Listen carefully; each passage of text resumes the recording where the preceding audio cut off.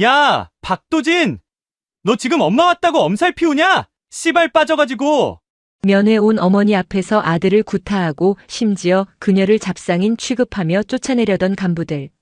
하지만 그들은 꿈에도 몰랐습니다. 아들의 터진 입술을 닦던 그녀가 낡은 패딩 지퍼를 내리는 순간 대한민국 육군 전체가 발칵 뒤집히게 될 줄은요. 그녀의 정복 어깨 위엔 무려 별이 3개, 육군 인사사령관의 계급장이 서늘하게 빛나고 있었으니까요. 여러분, 가슴 뻥 뚫리는 사이다 마실 준비 되셨나요? 이야기 시작 전 구독과 좋아요 꼭 부탁드립니다. 그럼 지금 바로 시작합니다. 강원도 고성의 칼바람은 살갗을 찢는 듯 했다. 영하 18도, 체감온도 영하 30도에 육박하는 날씨였다. 22사단 땡땡대대 위병소 앞 높게 쌓인 제설 작업의 흔적 위로 낡은 부대 마크가 붙은 차단기가 내려져 있었다. 초소 옆 CCTV 사각지대인 유류고 뒤편. 퍽. 둔탁한 타격음이 눈 덮인 허공을 갈랐다. 박도진 이병이 억눌린 신음과 함께 눈바닥으로 고꾸라졌다. 그의 정강이에는 군화 자국이 선명했다. 야, 박도진. 아프냐? 최영석 상병이 삐딱하게 방탄 헬멧을 쓴 채 내려다보며 물었다. 입에서는 하얀 입김이 뿜어져 나왔다. 박도진은 떨리는 손으로 바닥을 짚으며 급히 몸을 일으켜 세웠다. 아닙니다. 괜찮습니다. 목소리 봐라. 안 춥지? 빠져가지고. 내가 근무 투입할 때 핫팩 2개만 챙기라고 했냐, 안 했냐? 했습니다. 근데 내 주머니에 왜 핫팩이 하나밖에 없어? 내가 거지냐? 하나 가지고 나눠 쓰게? 최영석은 박도진의 가슴팍을 손가락으로 쿡쿡 찔렀다. 박도진의 가슴 주머니가 불룩했다. 너는 3개나 쳐붙이고 선임은 손 시려 뒤지든 말든 상관없다 이거지. 서울대 다닌다고 유세 떠냐? 대가리만 굴러가지 아주. 죄송합니다. 시정하겠습니다. 박도진은 입술을 깨물었다. 사실 최영석의 주머니에 핫팩 2개를 챙겨 넣은 건 박도진이었다. 최영석이 행정반에서 노가리를 까다가 하나를 잃어버린 것이 분명했지만 이병인 그가 할 수 있는 말은 죄송합니다 뿐이었다. 박도진. 엎드려. 차가운 눈바닥 위에 박도진이 엎드렸다. 장갑을 끼지 않은 손바닥이 얼음장 같은 땅에 닿았다. 위병조장 오동구 중사는 난로 옆에 앉아 스마트폰으로 주식 차트를 보고 있었다. 창문 밖에서 들려오는 박도진의 기합 소리는 그에게 일상적인 소음일 뿐이었다. 아씨. 파란불이네 또. 이놈의 장은 언제 오르냐? 오 중사는 짜증 섞인 손길로 창문을 드르륵 열었다. 야, 최영석. 적당히 해라 좀. 시끄러워서 집중이 안 되잖아. 그것은 말리는 것이 아니었다. 안 들리게 조용히 패라는 암묵적인 지시였다. 밖에서 최영석의 목소리가 들려왔다. 충성. 죄송합니다. 교육 좀 시키겠습니다. 오 중사는 다시 창문을 닫으며 혀를 찼다. 패급 새끼 하나 들어와서 분위기 다 망치네. 즉. 그때였다. 멀리서 희뿌연 눈보라를 뚫고 은색 K5 택시 한 대가 위병소를 향해 올라오고 있었다. 민간 차량 출입이 드문 최전방 대대급 부대에서는 보기 힘든 광경이었다. 최영석은 엎드려 있던 박도진을 발로 툭 찼다. 일어라. 차 온다. 튀어가서 확인해. 박도진은 꽁꽁 언 손을 털며 급히 일어나 절뚝거리는 다리로 택시 쪽으로 뛰어갔다. 택시가 차단기 앞에 멈춰섰다. 운전석 창문이 내려가고 나이 지긋한 기사가 고개를 내밀었다. 수고하네요. 여기 면회객이 있어서. 박도진이 거수경례를 붙였다. 충성. 용무와 방문 목적 확인하겠습니다. 뒷좌석 문이 열리고 한 중년 여성이 내렸다. 검은색 롱패딩에 두꺼운 목도리를 두르고 벙거지 모자를 푹 눌러 쓴 모습은 영락없는 시골 아주머니거나 아들 면회 온 평범한 어머니였다. 김명의 중장이었다. 그녀는 아들 도진을 놀래켜주기 위해 그리고 아들이 복무하는 환경을 있는 그대로 보기 위해 수행부관도 물리치고 홀로 택시를 타고 온 것이었다. 김명희는 차에서 내리자마자 굳어버렸다. 그녀의 시선이 박도진의 얼굴에 고정되었다. 터진 입술, 붉게 부어오른 뺨, 그리고 흑투성이가 된 전투복 무릎. 무엇보다 추위 때문만이 아닌 고통으로 인해 미세하게 떨리는 다리. 또, 진아? 김명희의 목소리가 떨렸다. 박도진은 순간 눈을 의심했다. 어머니? 박도진의 당황한 목소리의 뒤에 서 있던 최영석이 짝다리를 짚으며 다가왔다. 그는 김명희를 위아래로 훑어보더니 인상을 찌푸렸다. 뭡니까? 아줌마. 지금 근무 중인 병사한테 뭐 하는 겁니까? 김명희는 최영석의 말은 들리지 않는다는 듯 박도진에게 다가가려 했다. 그녀의 손이 아들의 상처 입은 뺨으로 향했다. 얼굴이. 이게 무슨 일이니? 다리는 왜 그러고? 너 피나잖아. 최영석이 거칠게 김명희의 앞을 가로막았다.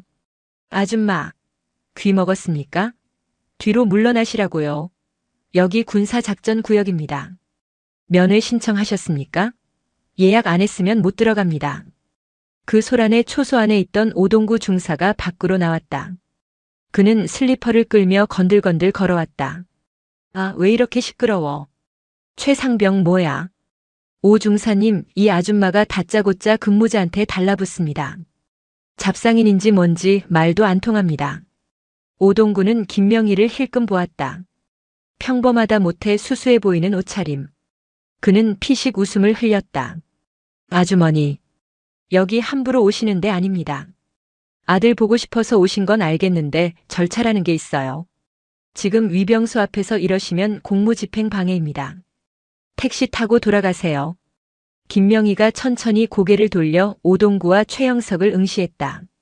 모자 아래로 드러난 그녀의 눈빛이 서늘하게 빛났다. 수십만 병력을 지휘하는 장군의 위압감이 스쳐 지나갔지만 둔감한 오동구와 최영석은 이를 눈치채지 못했다. 자네들 소속과 관등 성명이 뭔가? 김명희의 낮고 또렷한 목소리에 최영석이 어이가 없다는 듯 코웃음을 쳤다. 참나. 아줌마. 지금 장난합니까? 관등 성명? 드라마를 너무 많이 보셨네. 빨리 가시라고요. 최영석이 김명희의 어깨를 손으로 밀치려 했다. 그 순간 박도진이 급히 최영석의 팔을 잡았다. 최상병님, 하지 마십시오. 저희 어머니십니다. 이 새끼가 돌았나? 야, 박도진. 내 엄마면 다야? 민간인이 위병소 난동 부리는데 가만히 있어? 너 오늘 영창 가고 싶냐? 최영석이 박도진을 밀쳐내자 박도진은 힘없이 눈밭으로 넘어졌다. 김명희의 눈동자가 크게 흔들렸다. 아들이 자신의 눈앞에서 쓰러졌다.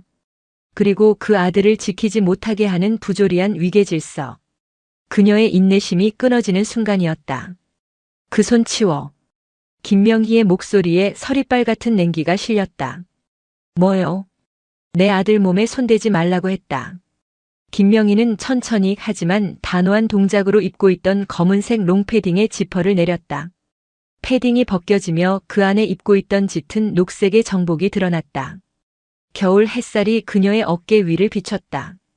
정복 견장 위 은색으로 빛나는 별 3개. 대한민국 육군 중장.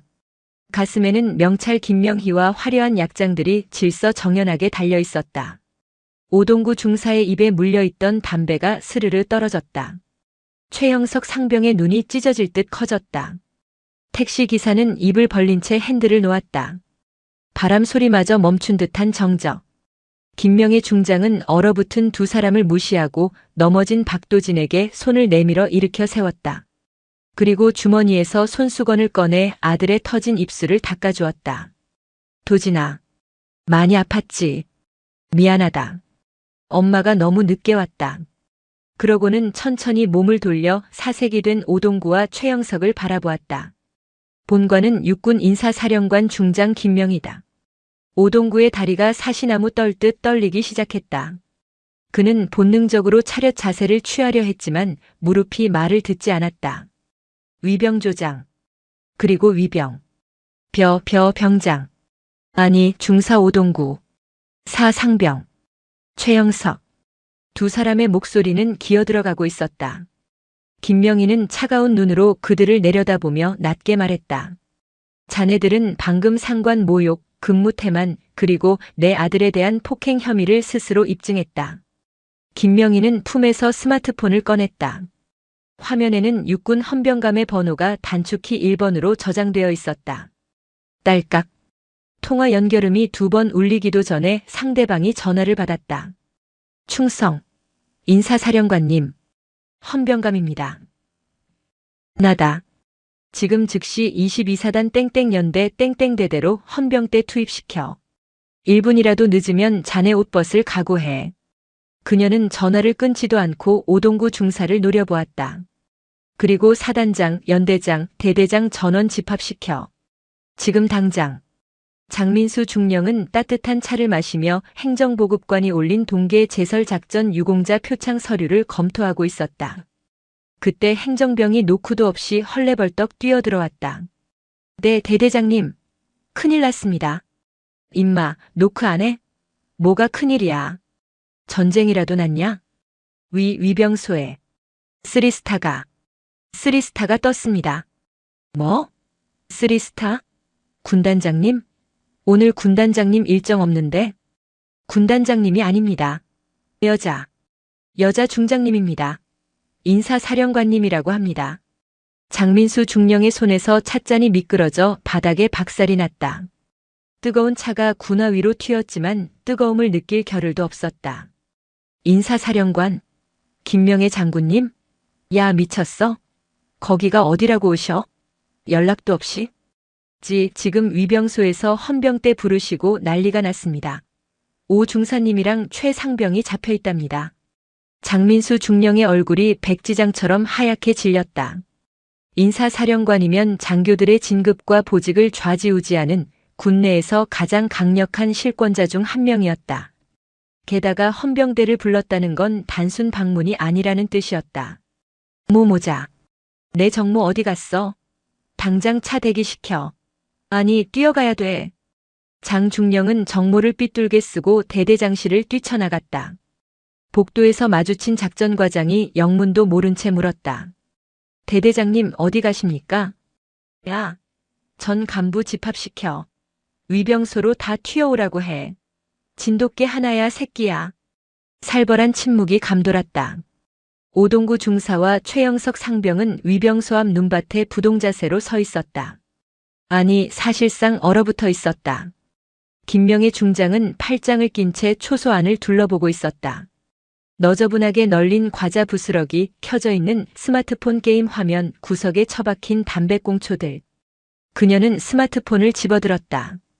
화면에는 자동 사냥 진행 중이라는 메시지가 떠 있었다. 근무 중의 게임이라. 22사단 군기가 아주 당나라 군대군. 그때 저 멀리서 헐레벌떡 뛰어오는 무리가 보였다. 장민수 중령을 선두로 대대 참모들이 숨이 턱끝까지 차오른 채 달려오고 있었다. 장 중령은 김명애 중장을 보자마자 10m 전방에서 멈춰서서 거수경례를 붙였다. 목소리가 삑사리가 났다. 충성. 대대장 중령 장민수. 사령관님의 방문을 환영합니다. 김명희는 천천히 고개를 돌려 장 중령을 바라보았다. 그녀의 표정은 변화가 없었다. 환영이라. 장 중령. 자네 부대는 손님을 이렇게 맞이하나? 근무자가 민간인을 폭행하고 하극상을 저지르는 게 자네가 가르친 환영 방식인가?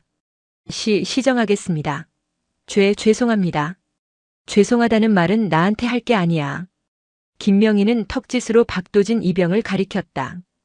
박도진은 당황하여 어쩔 줄 몰라 하고 있었다. 자네 부하가 자네 부대에서 개처럼 맞고 있었어. 그것도 간부가 보는 앞에서. 이게 22사단의 교육훈련 지침인가? 장중령은 식은땀이 비오듯 흘러내렸다. 오동구 중사와 최영석 상병을 찢어 죽이고 싶은 심정이었다. 하필 걸려도 인사사령관, 그것도 자기 아들이라니. 이건 단순한 징계로 끝나지 않을 것이었다. 옷을 벗는 건 기본이고 군사 재판까지 갈 수도 있는 사안이었다. 그때 멀리서 사이렌 소리가 울려 퍼졌다. 사단 헌병대의 순찰차가 맹렬한 기세로 달려오고 있었다. 그 뒤를 이어 검은색 세단 한 대가 미끄러지듯 들어왔다. 성판에는 별 2개가 박혀 있었다. 사단장 강준혁 소장이었다. 강 소장이 차에서 내리자마자 모자를 고쳐 쓰고 급히 다가왔다. 충성. 사단장 소장 강준혁입니다. 사령관님, 먼 길 오시느라 고생하셨습니다. 미리 연락이라도 주셨으면. 김명희는 강 소장의 경례를 받는 둥 마는 둥 하며 차갑게 말했다. 강 소장, 내가 연락하고 왔으면 이 꼴을 못 봤겠지.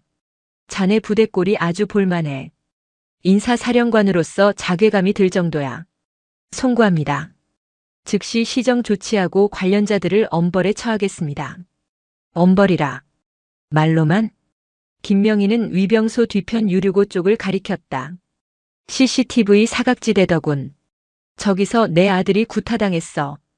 헌병대장. 방금 도착한 사단 헌병대장이 관등 성명을 대며 앞으로 나왔다. 중령 박성훈. 지금 즉시 대대 내 모든 CCTV 확보해.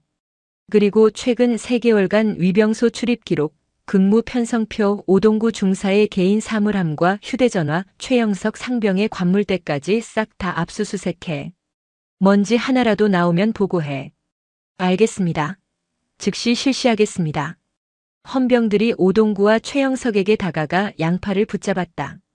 오동구는 다리에 힘이 풀려 질질 끌려가다시피 했다. 최영석은 공포에 질려 눈물 콧물을 쏟으며 소리쳤다. 살려주십시오. 사령관님, 한 번만 봐주십시오. 저 저녁 얼마 안 남았습니다.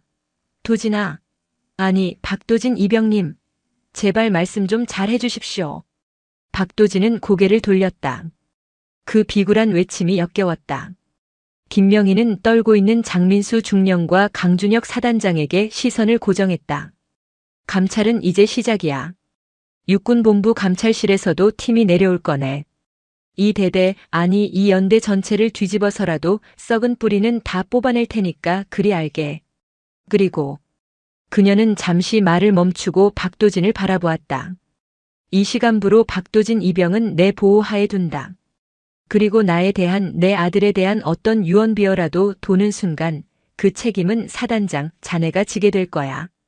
강준혁 소장은 침을 꿀꺽 삼켰다. 명심하겠습니다. 부대는 쑥대밭이 되었다. 오동구 중사는 헌병대 조사 과정에서 횡령, 근무태만, 상습 폭행 방조 혐의가 드러나 구속 수감되었다. 최영석 상병 역시 영창을 넘어 군사재판에 회부될 처지에 놓였다. 대대장 장민수 중령은 보직 해임 심사 대상에 올랐다. 하지만 정의가 구현되었다고 해서 박도진의 군 생활이 편해진 것은 아니었다. 오히려 상황은 묘하게 흘러갔다. 생활관의 분위기는 싸늘했다. 박도진이 들어오자 잡담을 나누던 병사들이 입을 다물었다. 누군가가 작게 속삭였다. 야, 쟤야. 엄마 백 믿고 설친다는 애. 와. 소름 돋는다. 찌른 것도 모자라 엄마까지 불러? 그것도 3스타를? 부대 다 터졌잖아, 쟤 때문에. 우리 휴가 다 잘게 생겼어. 병사들 사이에서 박도진은 영웅이 아닌 배신자 마마보이로 낙인 찍혔다. 헌병대의 강도 높은 조사로 인해 부대 전체의 피로도가 높아졌고 사소한 규정 위반까지 다 적발되면서 병사들의 불만이 엉뚱하게도 원인 제공자인 가해자가 아닌 피해자인 박도진에게 향한 것이다. 점호 시간 전 박도진은 행정반 호출을 받고 불려갔다. 새로운 중대장이 곤란한 표정으로 앉아 있었다. 박도진 이병. 이병 박도진. 사단에서 지침이 내려왔는데 너를 사단 본부로 파견 보내라는 이야기가 있다. 여기 있으면 아무래도 좀 불편하지 않겠냐? 박도진은 주먹을 꽉 쥐었다. 어머니의 힘으로 도망치는 꼴이 되고 싶지 않았다. 중대장님, 저는 여기에 남겠습니다. 아니 임마. 애들이 널 보는 눈빛이 안 느껴져? 너 왕따야 지금. 그냥 편한 대로 가라. 너네 어머니 생각해서라도. 제가 잘못한 게 없는데 왜 제가 도망가야 합니까? 저는 제 임무 다 마치고 여기서 전역하겠습니다. 중대장은 한숨을 쉬었다. 독한 놈이네 이거. 그래 알았다. 대신 당분간은 행정반에서 대기해. 파쇄 업무나 좀 도와라. 박도진은 행정반 구석, 문서 파쇄기 앞으로 자리를 옮겼다. 그에게 주어진 임무는 유효기간이 지난 문서들을 파쇄하는 단순 작업이었다. 위잉위잉. 종이가 갈려나가는 소리만이 박도진의 유일한 말벗이었다. 그는 묵묵히 종이를 집어넣었다. 그때였다. 파쇄기에 넣으려던 두툼한 서류 뭉치 사이에서 노란색 포스트잇이 붙은 서류 하나가 바닥으로 툭 떨어졌다. 박도진은 무심코 그 서류를 집어들었다. 대외비 2023년도 급식 피복 예산 집행 내역서 수정본. 단순한 예산 내역서인 줄 알았으나 그 뒤에 붙어있는 또 다른 종이가 눈에 들어왔다. 수신 땡땡 대대장 참조 군수과장.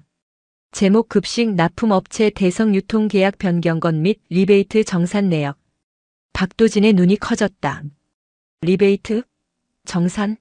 이건 단순한 행정 서류가 아니었다. 누군가 파쇄하려다 실수로 끼워 넣은 절대 세상 밖으로 나와서는 안 될 장부였다.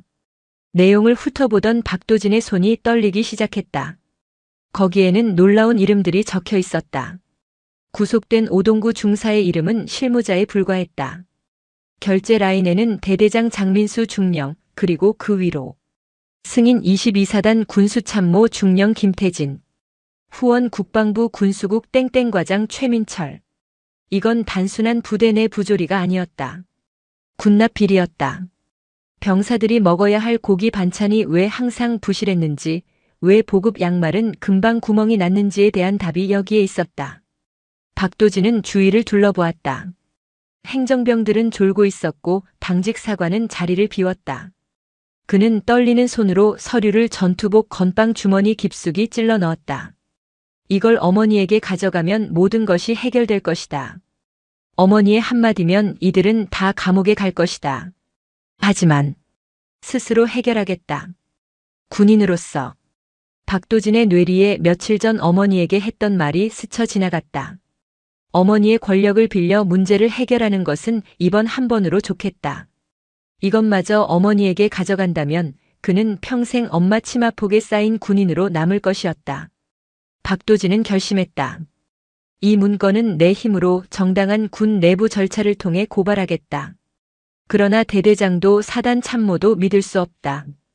그렇다면 그의 시선이 벽에 걸려있는 지휘계 통도에 머물렀다.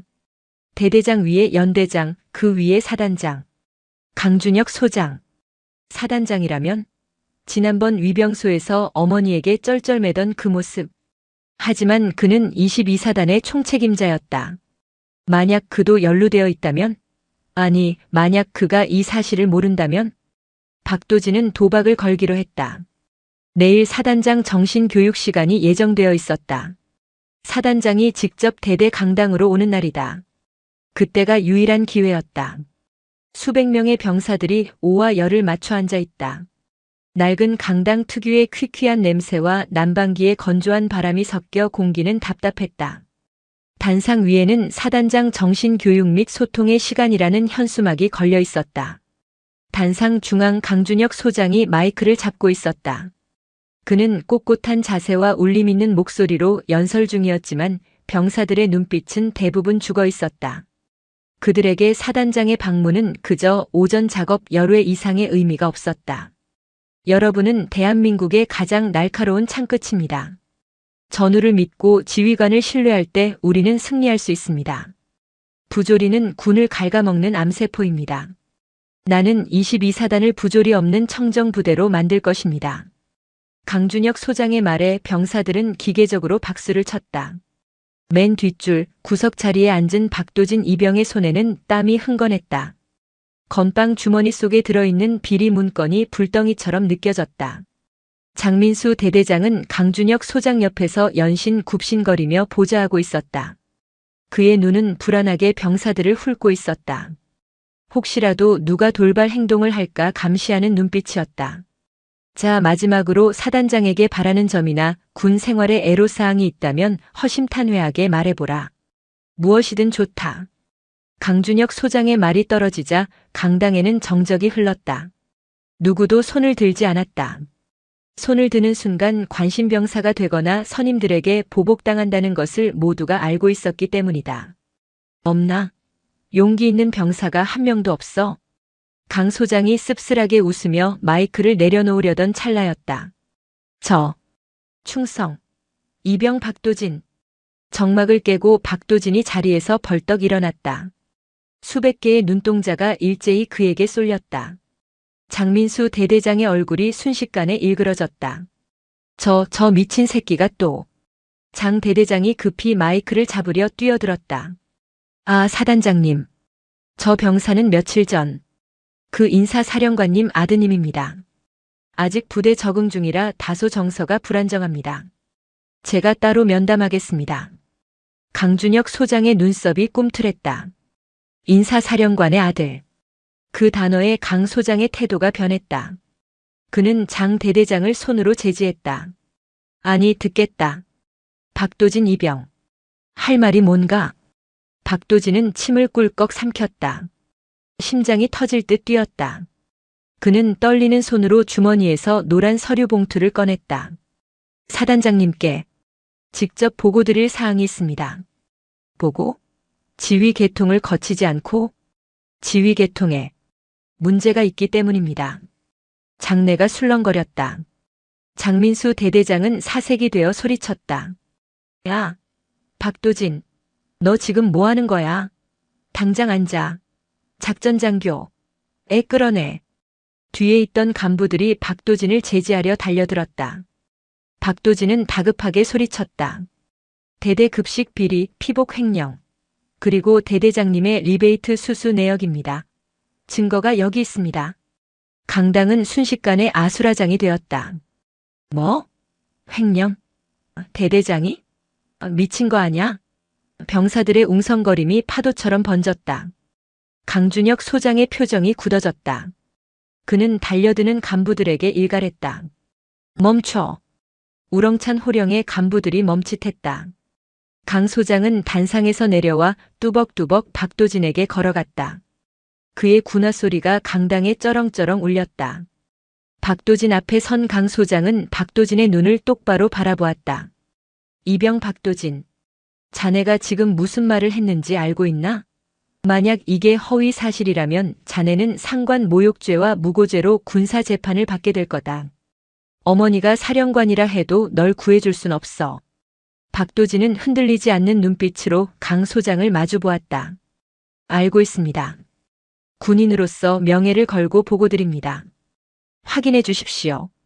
박도진은 두 손으로 서류 봉투를 강 소장에게 내밀었다.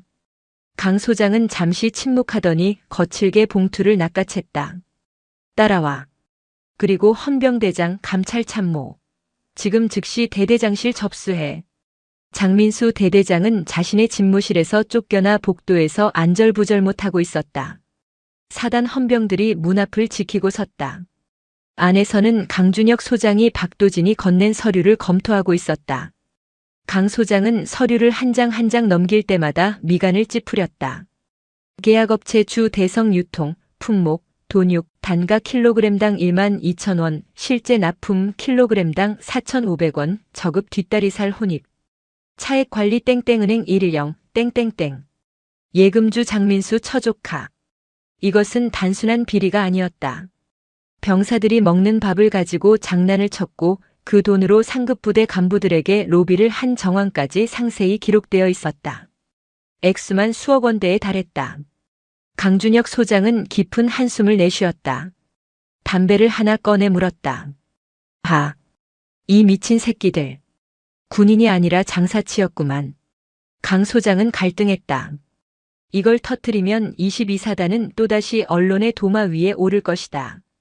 별들의 무덤이라는 오명이 더 짙어질 것이다. 자신의 진급길도 막힐 수 있다. 적당히 덮고 장중령을 조용히 전역시키는 선에서 마무리할까?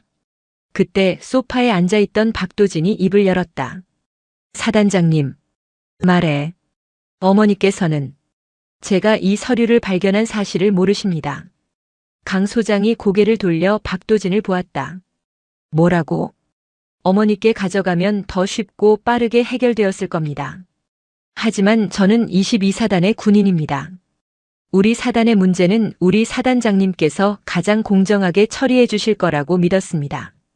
그래서 지휘 계통인 사단장님께 보고드린 겁니다. 강준혁 소장은 멍하니 박도진을 바라보았다. 갓 입대한 이등병, 그것도 금수저라고 생각했던 녀석이 자신에게 군인의 명예와 지휘 계통을 이야기하고 있었다. 부끄러움이 밀려왔다. 인사사령관의 아들이라서가 아니라 참된 군인의 자세를 가진 부하가 자신을 믿고 증거를 바친 것이다. 강 소장은 피우던 담배를 재떨이에 비벼 껐다. 감찰 참모. 예, 소장 강준혁. 참모는 관등 성명을 복창했다. 지금 당장 사단 법무참모 불러. 그리고 군단 헌병대에도 협조 요청해. 이 문건에 적힌 놈들 현역이고 예비역이고 민간업자고 싹 다 잡아들여. 사단장님, 일이 너무 커질 수 있습니다. 언론에라도 새어나가면. 상관없어. 환부는 도려내야 산다. 내 목이 날아가는 한이 있어도 병사들 밥그릇 건드리는 놈들은 용서 못해. 강 소장은 박도진을 보며 희미하게 미소 지었다. 박도진 이병. 이병 박도진. 자네가 22사단을 살렸다. 나가봐. 이제부터는 내 전쟁이다. 장민수 중령은 직무정지 명령을 받고 관사로 격리 조치되었다. 부대는 사단 감찰부의 통제하에 들어갔다. 하지만 대대의 모든 간부가 비리에 연루된 것은 아니었으나 장 중령의 신복이었던 박태영 대위는 아직 부대에 남아있었다. 박 대위는 장 중령과 비리 커넥션의 핵심 연결고리였다. 그는 자신의 책상이 압수수색 당하기 직전 몰래 빼돌린 스마트폰으로 어딘가에 문자를 보냈다. 비상. 장부 털림. 박도진이 찔렀음. 꼬리 자르기 안 됨. 조치 요망. 잠시 후 답장이 왔다. 발신인은 국방부 최서기관. 오늘 밤 안으로 처리해. 박도진을 가해자로 만들어. 군사기밀 유출 혐의 씌워. 박 대위의 눈빛이 번득였다. 그는 행정반 캐비닛 깊숙한 곳에서 작전계획 5027 관련 2급 비밀 문서를 꺼냈다. 그리고 아무도 보지 않을 때 박도진의 개인 관물대 쪽으로 향했다. 저녁 식사 시간 분위기는 뒤숭숭했다. 병사들은 박도진을 힐끔거리며 수군댔다. 야, 진짜 대대장 잘린 거냐? 도진이가 가져간 서류가 뭐길래 사단장이 직접 날리냐? 솔직히 좀 멋있지 않냐? 우리 밥 맛없는 게 다 횡령 때문이었다며. 일부 병사들 사이에서 박도진에 대한 여론이 조금씩 바뀌고 있었다. 하지만 그때 헌병 완장을 찬 군인들이 생활관 문을 박차고 들어왔다.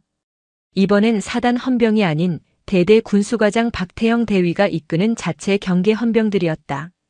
전원 동작 그만. 박도진 이병 앞으로 나와. 식판을 닫고 들어오던 박도진이 얼떨떨한 표정으로 섰다. 이병 박도진. 너 긴급 체포한다. 무슨 말씀이십니까? 보안 위반 혐의다. 네 관물대에서 2급 비밀 문건이 발견됐다는 제보가 들어왔다. 말도 안 됩니다. 저는 비밀 취급 인가도 없습니다. 그러니까 훔친 거겠지. 뒤져봐. 박 대위의 지시에 병사들이 박도진의 관물대를 뒤엎었다. 옷가지와 책들이 바닥에 쏟아졌다. 그리고 전투복 야전상의 안주머니에서 붉은색 시크릿 도장이 찍힌 서류 뭉치가 툭 떨어졌다.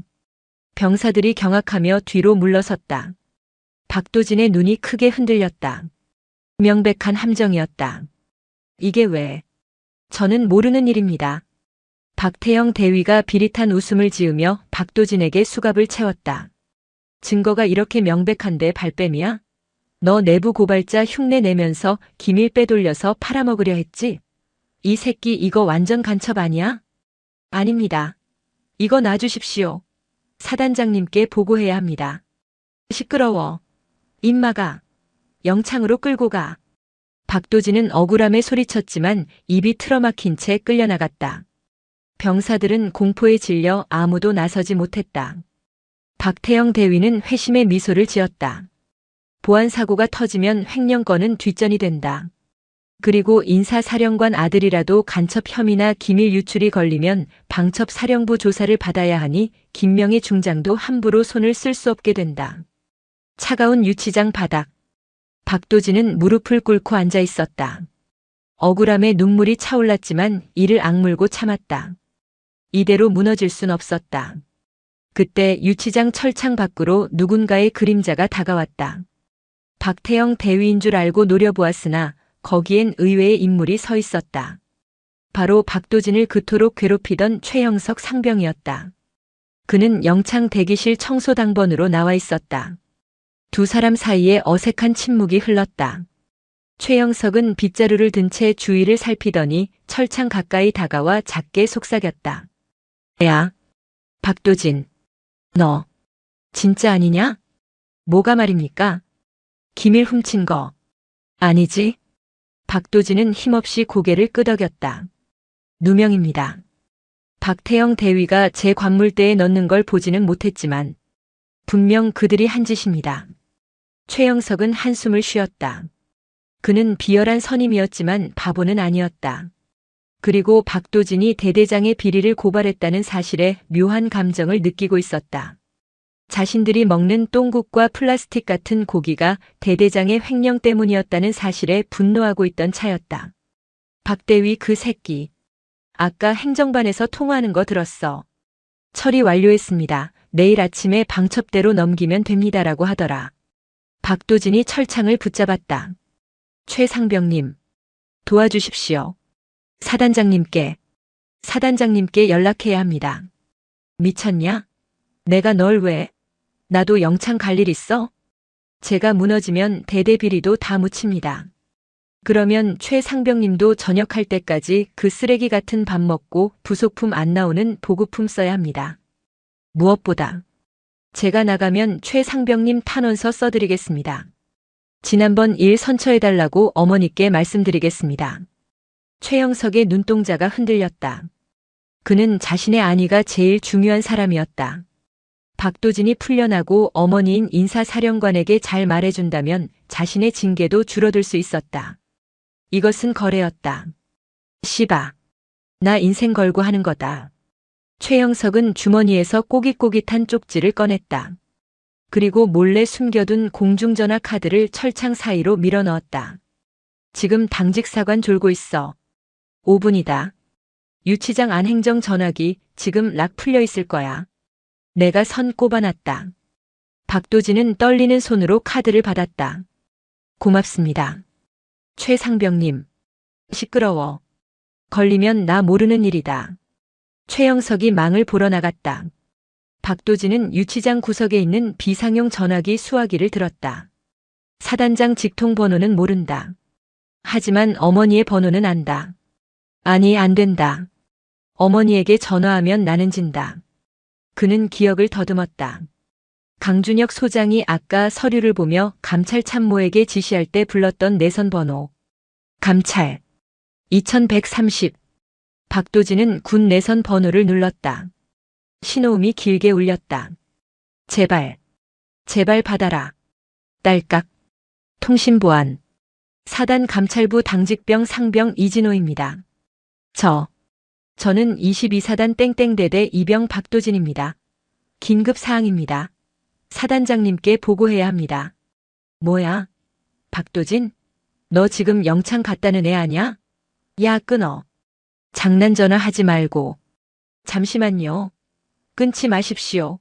박태영 대위가 증거를 조작했습니다. 지금 사단장님 연결 안 되면 다 죽습니다. 사단장님께 노란 봉투에 2페이지라고만 전해주십시오. 제발이요. 수화기 너머 당직병이 주저하는 기색이 느껴졌다. 노란 봉투라는 말은 오늘 사단 내부에 파다하게 퍼진 키워드였다. 너. 그거 거짓말이면 영창이 아니라 교도소야. 기다려. 전화가 보류 상태로 넘어갔다. 1초가 1시간 같았다. 복도에서 발소리가 들렸다. 박태영 대위가 돌아오고 있었다. 야, 최영석. 너 거기서 뭐해? 박 대위의 목소리가 들렸다. 박도진은 수화기를 꽉 움켜쥐었다. 여보세요. 연결합니다. 뚝. 나 강준혁이다. 박도진이냐? 그 목소리를 듣는 순간 박도진의 다리가 풀렸다. 사단장님, 살려주십시오. 함정입니다. 너 이 새끼, 누구랑 통화하는 거야? 박태영 대위가 유치장 철창 문을 열고 들어와 박도진의 손에서 수화기를 거칠게 낚아챘다. 박도진은 수화기를 뺏기지 않으려 안간힘을 썼지만 간부의 완력을 당해낼 수는 없었다. 박 대위는 수화기를 귀에 대고 소리쳤다. 야, 너 뭐야? 당직병 바꿔. 어떤 미친놈이 영창 죄수한테 전화를. 그때였다. 수화기 너머에서 차갑다 못해 섬뜩한 목소리가 흘러나왔다. 관등 성명대라. 박태영 대위는 순간 움찔했다. 너무나도 위압적인 그리고 어디선가 들어본 듯한 목소리. 너 누구야? 귀관은 상급자의 목소리도 구분 못하나? 사단장 소장 강준혁이다. 박태영의 얼굴이 순식간에 흑빛으로 변했다. 손이 미세하게 떨리기 시작했다. 사단장님? 박태영 대위. 지금 내 목소리 들리지? 네, 들립니다. 충성. 지금 이 순간부터 박도진 이병의 신병은 사단 본부에서 접수한다. 내 놈이 박도진 털끝 하나라도 건드리면 그건 항명이고 반란이다. 알겠나? 아닙니다. 사단장님 오해십니다. 이 녀석은 간첩 혐의가 있어서. 닥쳐. 헌병대 병력이 3분 내로 도착한다. 그 자리에 그대로 있어. 움직이면 쏜다. 뚜뚜뚜. 전화가 끊겼다. 박태영 대위는 망연자실한 표정으로 수화기를 떨어뜨렸다.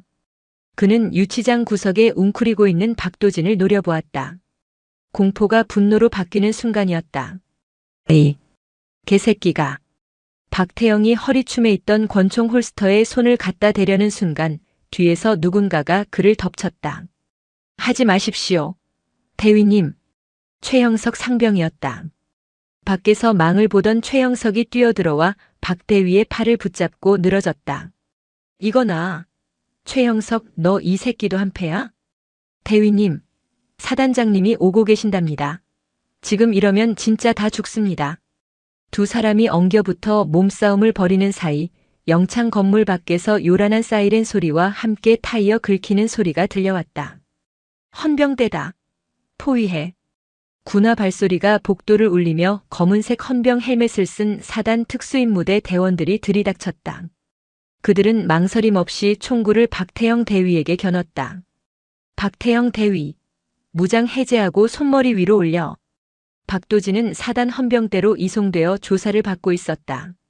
하지만 이번 조사는 그를 피의자로 보는 것이 아니라 참고인이자 피해자로 대우하는 조사였다. 조사실 문이 열리고 강준혁 소장이 직접 들어왔다. 박도진이 벌떡 일어나 경례했다. 충성. 강 소장은 손을 들어 담례하고 의자에 앉았다. 고생했다. 몸은 좀 어떤가? 괜찮습니다. 사단장님 덕분에 살았습니다. 강 소장은 책상 위에 놓인 서류철을 두드렸다. 내 관물대에서 나왔다는 그 기밀문서. 국방과학수사연구소에 지문 감식 맡겼다. 결과가 나왔어. 문서 비닐 안쪽에서 박태영 대위의 지문이 묻어 있더군. 그리고 내 지문은 전혀 없었고. 명백한 조작이야. 박태영과 그 일당들은 전원 구속됐다. 박도진은 안도의 한숨을 내쉬었다. 하지만 박도진. 싸움은 아직 안 끝났다. 이 문건. 기억나나? 강 소장은 박도진이 처음 건넸던 노란 봉투 속의 리베이트 장부를 꺼냈다. 여기에 적힌 국방부 서기관 최민철. 이 사람이 문제야. 민간 공무원이라 우리 군법으로 바로 잡아넣기가 까다로워. 게다가 국방부 쪽에서 22사단이 무리한 표적 수사를 한다며 압박을 넣고 있다. 박도진은 주먹을 쥐었다. 군인들이 아무리 노력해도 외부에 비호 세력이 있으면 정의 구현은 요원했다. 제가 증언하겠습니다. 민간 검찰에라도 나가겠습니다. 그때 조사실 문이 열리며 한 여성이 들어왔다. 정복 차림의 김명희 인사사령관이었다. 그럴 필요 없다. 어머니. 김명희 중장은 강준혁 소장에게 가볍게 목례를 한 뒤 아들 박도진을 바라보았다. 그녀의 표정은 여전히 엄격했지만 눈가에는 옅은 물기가 어려 있었다. 강 소장. 국방부 최서기관 건은 내가 맡겠네. 사령관님께서 직접 말입니까? 인사사령관으로서 직권남용이야. 내 부하들의 밥그릇을 건드린 자가 내 인사권 영역에 있는 사람들과 결탁했다면 그건 내 관할이지. 김명희는 품에서 녹음기 하나를 꺼내 책상 위에 올렸다. 최 서기관이 이번 사건을 덮으려고 나한테 딜을 걸어오더군. 아들 문제를 조용히 덮어줄 테니 우리 쪽 라인은 건드리지 말라고. 그 통화 내용 전부 녹음했어. 강준혁 소장의 입가에 미소가 번졌다. 역시 빈틈이 없으십니다. 김명희는 박도진에게 다가갔다. 그리고 아들의 어깨에 붙은 이등병 계급장을 어루만졌다. 도진아, 엄마는 내가 군대에서 편하게 지내길 바랐다. 그래서 내 존재를 숨겼어. 하지만 넌 내가 생각한 것보다 훨씬 강하고 훌륭한 군인이 되었구나. 내가 자랑스럽다. 이제 뒤는 이 어미와 사단장님께 맡겨라. 군사법정의 공기는 무거웠다. 피고석에는 수의를 입은 장민수, 박태영, 오동구, 송태식이 고개를 숙인 채 앉아 있었다. 재판장이 판결문을 낭독했다. 피고인 장민수는 지휘관으로서 부대원의 복지를 책임져야 함에도 불구하고 외부 업체와 결탁하여 2억 4천만 원 상당의 급식비를 횡령하고 부실 급식을 제공하였다. 또한 이를 은폐하기 위해 부하에게 죄를 뒤집어 씌우려 했다. 이에 징역 7년 및 횡령액 전액 추징에 처한다. 장민수는 다리에 힘이 풀려 주저앉았다.